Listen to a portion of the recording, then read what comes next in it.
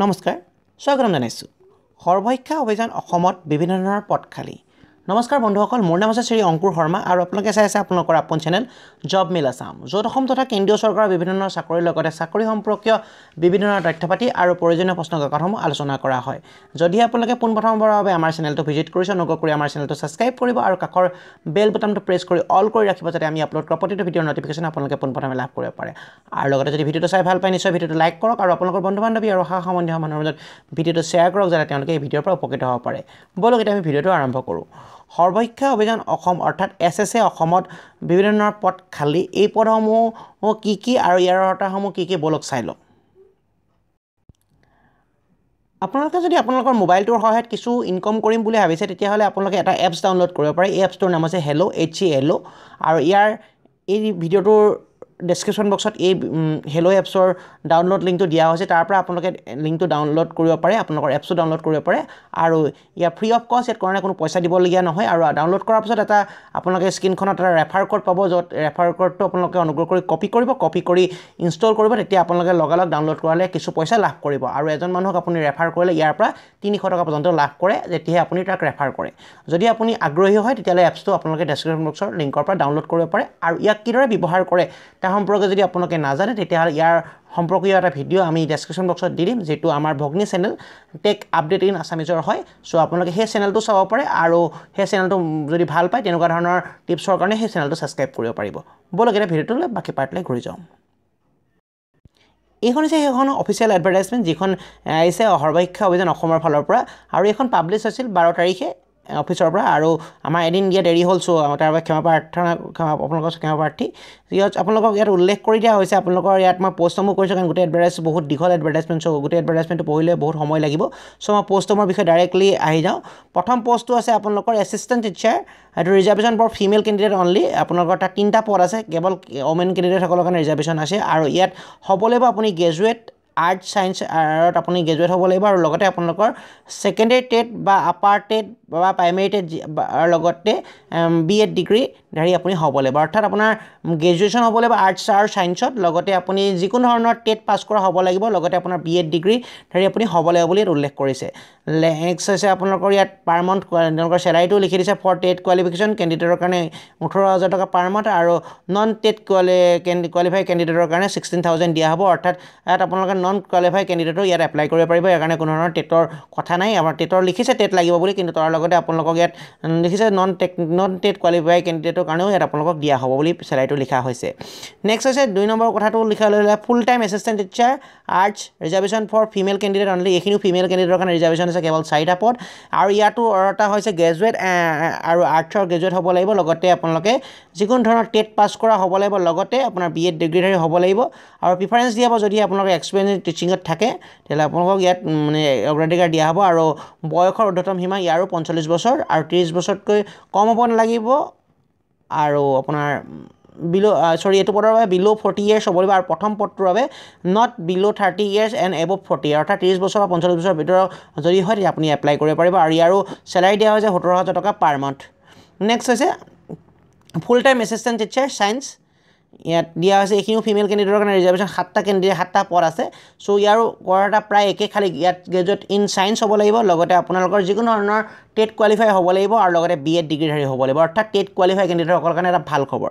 আৰু যিহৰ as limit অলপ বেছি হৈছে চ' তেওঁলোকৰ কাৰণে এটা ভাল খবৰ আৰু নেক্সট আছে যদিহে ফুল টাইম আপুনি এছিষ্টেণ্ট টিচাৰ ছায়েন্সৰ হয় তেতিয়াহ'লে ইয়াত আপোনালোকৰ বায়' লিখা আছে অৰ্থাৎ biology reservation for female candidate only ইয়াৰো একেই 7টা পদ আছে ইয়াৰো আপোনালোকৰ কোৱালিফিকেশ্যন হ'ব গ্ৰেজুৱেট ইন ছায়েন্স অৰ্থাৎ বায়'লজিত আপোনালোকে গ্ৰেজুৱেশ্যন হ'ব লাগিব লগতে সেকেণ্ডাৰীত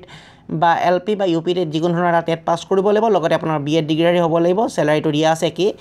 নেক্সট আছে part time assistant teacher arts reservation for reservation candidate only লিখা আছে মানে ফিমেল কেণ্ডিডেট হ'ব লাগে কিন্তু কি কেণ্ডিডেট নিলিখিলে ইয়াত 2টা পদ আছে ইয়াত 2টা পদৰ বাবে graduate in arts and qualified as secondary TET upper primary TET and with BEd recommend আৰু বিএড ফ্ৰম ৰিকগনাইজড ইউনিভাৰ্চিটি আৰু প্ৰিফাৰেঞ্চ দিয়া হ'ব এক্সপিৰিয়েঞ্চ হৈছে আপোনালোকক প্ৰিফাৰেঞ্চ দিয়া হ'ব নেক্সটখিনি আকৌ তেনেকৈ ধৰণৰ পাৰ্ট টাইম টিচাৰ আছে 2টা ইয়াৰো কোৱালিফিকেশ্যন একে ছায়েন্সৰ হ'ব লাগিব চ' আমাৰ আপোনালোকে 7টা বা 8টা পদ আছে যিখিনি অকল কেৱল আপোনালোকৰ টেট কোৱালিফাই কেণ্ডিডেটে কৰিব পাৰিব 7 নম্বৰটো হৈছে part time assistant teacher Hindi reservation for female আকৌ একেটা কথা সকলো ধৰণৰ পৰে ইয়াত ফিমেলৰ কাৰণে ৰিজাৰ্ভেশ্যন আছে সো ফিমেলৰ কাৰণে এটা ভাল নিউজ সো আপোনালোকে যদি এপ্লাই কৰিব পাৰিব আৰু ইয়াত মেলৰ কাৰণে মই আছে না এবাৰ চাই দিছোঁ আপোনালোকৰ ইয়াত পিয়ন পদটো আছে পিয়ন পদটো ফিমেলৰ কাৰণে ৰিজাৰ্ভেশ্যন আছে দুটা পদ আছে আৰু পাৰ মান্থ 8000 কে দিয়া হ'ব নেক্সট ননৰ পদটো সকলোৰে কাৰণে সকলোৱে এপ্লাই কৰিব পাৰিব ইয়াত একাউণ্ট এছিষ্টেণ্ট একাউণ্ট এছিষ্টেণ্ট পদ আছে ইয়াৰ দুটা পদ আছে ইয়াৰ কাৰণে গ্ৰেজুৱেট হ'ব লাগিব আৰু ইয়াৰ কাৰণে আপোনালোকক মানে যিকোনো ধৰণৰ গ্ৰেজুৱেট হ'লে হ'ব কিন্তু কমাৰ্চসকলক ইয়াৰ কমাৰ্চৰ গ্ৰেজুৱেশ্যনখিনি অগ্ৰাধিকাৰ দিয়া হ'ব বুলি উল্লেখ কৰা হৈছে আৰু লগতে আপোনালোকৰ ইয়াৰ বয়সৰ সময়সীমা 45 বছৰতকৈ সৰু হ'ব লাগিব 2020 চনৰ 1 জানুৱাৰীলৈকে ইয়াৰ দৰমহা হ'ব 11000 টকা পৰ্যন্ত নেক্সট হেড কুকৰ চাকৰি আছে দুটা পদ আছে আৰু ইয়াত আপোনালোকক ফিমেল কেণ্ডিডেটক বিচাৰা হৈছে প্ৰিফাৰেন্স দিয়া হ'ব ফিমেল কেণ্ডিডেটৰ কাৰণে মেল কেণ্ডিডেট এপ্লাই কৰিব পাৰে কিন্তু ফিমেলসকলক অগ্ৰাধিকাৰ দিয়া হ'ব assistant cook of the helper cook বুলি লিখা আছে ইয়াতো আপোনালোকক ক্লাছ 8 পাছ বিচাৰিছে আৰু অগ্ৰাধিকাৰ দিয়া হ'ব লেডিসকলক আমাৰ ফিমেল কেণ্ডিডেটসকলক অৰ্থাৎ ইয়াৰ বয়সৰ সময়সীমা 50 বছৰতকৈ অধিক হ'ব নোৱাৰিব নেক্সট আছে চকীদাৰ কম মেল আৰু ইয়াৰ কাৰণে আপোনালোকৰ মিনিমাম কোৱালিফিকেশ্যন 8 লাগিব আৰু ইয়াৰ এজৰ সময়সীমা 45 বছৰ আছে আৰু পাৰ মান্থ 8000 টকা আৰু লগতে লিখা হৈছে এই সিলেকশ্যন দিয়া হ'ব গভৰ্ণমেণ্ট ৰুল অনুসৰি অৰ্থাৎ ST SC সকলে লাভ কৰিব 5 বছৰ বয়সৰ সময়সীমা ৰেহাই আৰু OBC সকলে লাভ কৰিব 3 বছৰ সময়সীমা ৰেহাই আৰু লগতে ফিজিকেল হেণ্ডিকেপ সমূহকো একেই বয়সৰ সময়সীমা ৰেহাই দিয়া হ'ব বুলি উল্লেখ কৰা হৈছে আৰু এই পদটোৰ বাবে আপোনালোকে কেনেদৰে এপ্লাই কৰিব লাগে এই পদটোৰ বাবে আপোনালোকে প্লেন পেপাৰ এখনত আপোনালোকৰ নাম এড্ৰেছ আপোনালোকৰ কোনটো পদৰ বাবে এপ্লাই কৰিব সকলো ডিটেইলছ ফিল আপ কৰি আপোনালোকে ফিল আপ কৰিব লাগিব আৰু ইয়াক জমা দিব লাগিব আপোনালোকে 20/2/2020 চনৰ 20 তাৰিখৰ আগত অৰ্থাৎ 20 ফেব্ৰুৱাৰী 2020 আগত আৰু আপোনালোকৰ ইয়াক ক'ত পঠিয়াব লাগিব ইয়াৰ যিটো আপোনালোকৰ ৱেবছাইট দিয়া হৈছে আৰু এইটো ধুবুৰী ডিষ্ট্ৰিক্টত লাইছে সেইটো আকৌ এবাৰ কৈ দিছোঁ ডিষ্ট্ৰিক্টখন হৈছে ধুবুৰী ডাইৰেক্ট আপোনালোকে ধুবুৰী ডিষ্ট্ৰিক্টৰ যিটো অফিচাৰ আছে সো আপোনালোকে এই লাষ্টৰ এড্ৰেছটো যিটো আছে এড্ৰেছটোলৈ আপুনি সেন্ড কৰিব লাগিব আপোনাৰ প্লেন পেপাৰ এখনত টাইপিং কৰি অৰ্থাৎ আপুনি টাইপিং কৰি পঠিয়াব পাৰে বা আপুনি হাতে লিখি পঠিয়াব পাৰে অৰ্থাৎ প্লেন টাইপিং কৰি পঠিয়ালে বেছি ভাল হয় DTP কৰি পঠিয়ালে সো আপোনালোকে এই এড্ৰেছটোত পঠিয়াব পাৰে যে deputy commissioner and district mission coordinator SSA Dhubri সেই আপুনি এড্ৰেছটোত পঠিয়াব পাৰে আৰু তেওঁলোকৰ পিন কোডটো আপোনালোকে চাই ল'ব অনুগ্ৰহ কৰি আৰু এডভাৰটাইজমেণ্টত আপোনালোকৰ এই ইয়াত দি থোৱা আছে কি দিব লাগিব সেইটো মেনশ্যন কৰি দিয়া হৈছে এপ্লিকেশ্যনখনত name of the application permanent address address of communication mobile number date of birth তাৰপাছত এডুকেশ্যন কোৱালিফিকেশ্যন ৱৰ্কিং এক্সপিৰিয়েঞ্চ যদি আপোনালোকৰ আছে আৰু মানে এখন পাছপৰ্ট চাইজ ফটোগ্ৰাফ গোটেইখিনি বস্তু সেলফ এটেষ্টেড লাগিব বুলি উল্লেখ কৰি দিয়া হৈছে আৰু আপোনালোকে এইখিনি এপ্লাই লাষ্ট ডেট পঠিয়াবলৈ মই ক'লো এড্ৰেছটো হৈছে কি office of the director mission coordinator SSA Dhubri বুলি আপোনালোকে পঠিয়াব লাগিব আৰু টপ অফ দ্য এনভেলপত আপোনাৰ পোষ্টৰ নাম আপুনি লিখি এপ্লাই কৰিব পাৰিব আৰু ইয়াৰ কাৰণে আপোনালোকক শ্বৰ্টলিষ্ট কৰাব শ্বৰ্টলিষ্ট কেণ্ডিডেটসকলক ইণ্টাৰভিউ কাৰণে মতা হ'ব আৰু ইণ্টাৰভিউখিনি 22 তাৰিখে অনুষ্ঠিত হ'ব অৰ্থাৎ 20 তাৰিখ লাষ্ট ডেট তো 22 ফেব্ৰুৱাৰীতে অনুষ্ঠিত হ'ব আপোনালোকে যদি এপ্লাই কৰে দুদিনৰ ভিতৰতে আপোনালোকে ইয়াৰ কাৰণে ইণ্টাৰভিউ দিবলৈ পাব আৰু ইণ্টাৰভিউ আপোনালোকক মতা হ'ব 22 তাৰিখে ইয়াৰ পৰীক্ষাসমূহ 22 তাৰিখে ইয়াৰ শ্বৰ্টলিষ্ট কেণ্ডিডেটসমূহক